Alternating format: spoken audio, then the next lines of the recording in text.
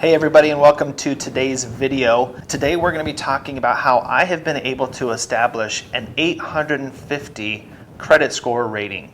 And so these are just some things that I have done over the past couple months and years just to kind of help get that credit score rating to that level. And so hopefully some of the things that I've learned and experienced may help you out. But before we get into that, I do want to talk to you a little bit about what my channel is about. I focus on three areas. One are things that I just am personally interested in that affect me as an individual, and hopefully I can share that with people. I share things about hosting and web development, which is my career path that I've chosen. And also I'm a super nerd when it comes to solar and solar energy, so you're going to see some videos on that as well. But like I said, for today's video, we're going to be talking about my perfect credit score that I've got right now and some of the things that I have done to get me there, and hopefully they can help you out as well. So let's take a look.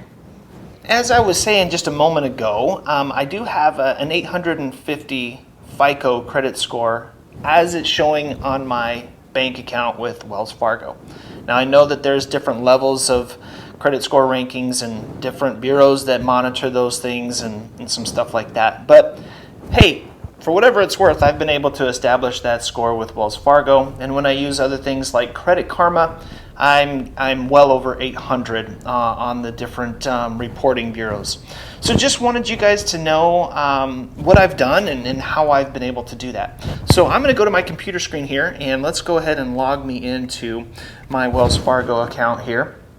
And just so that you see that I am not blowing smoke, up here in the upper right, you see that it is 2:40 p.m. on Thursday. Today is Thursday, the 23rd of January, 2020.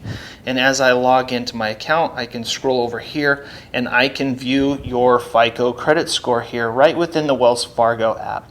So as that loads in, you're going to see here that I've got a 850 credit rating, which is set for excellent as of January 4th, 2020. And you can see that indicative there.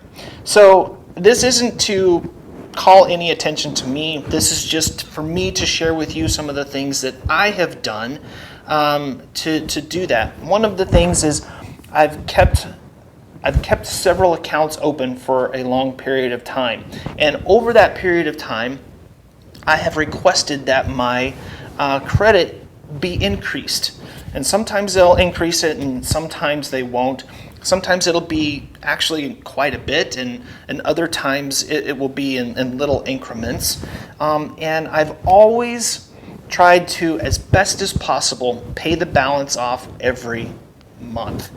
Now, I'm not saying that I've always been able to do that, and there's some times when I've actually couldn't do that, but I've never been late. When I look at my credit report, I do not have a derogatory mark on there.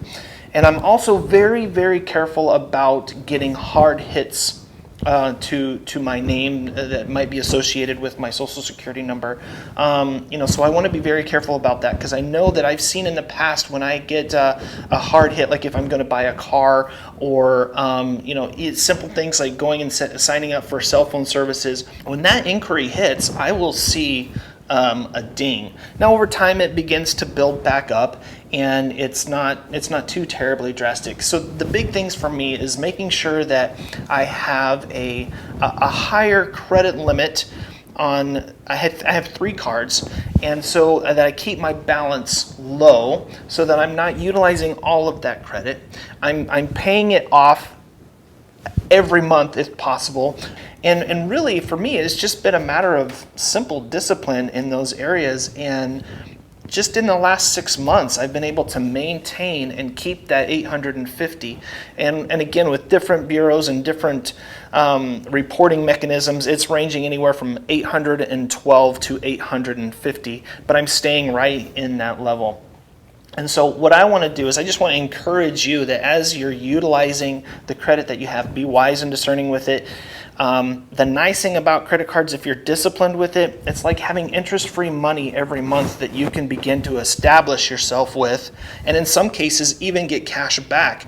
Recently I just applied for the Apple Card, and I'm getting cash back on every purchase that I'm making, and when I'm using Apple Pay, it's giving me anywhere from 2 to 3%. And then over the Christmas holidays, if I bought anything at the Apple store, they were giving me 6% cash back to my Apple Cash card. And so if I make that payment towards those purchases, I'm getting basically a 3 to 6% discount on top of whatever discount might have been available during the holiday season.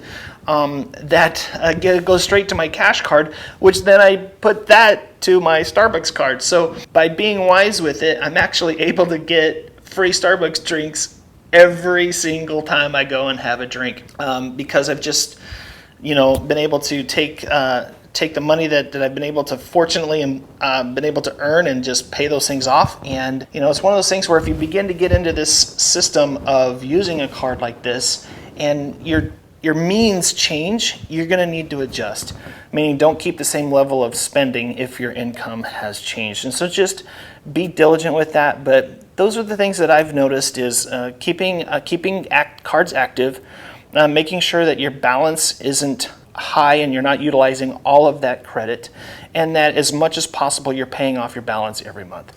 And doing those three things, I've been able to get an 850 credit score rating. So thanks for watching, and we'll talk soon. Bye.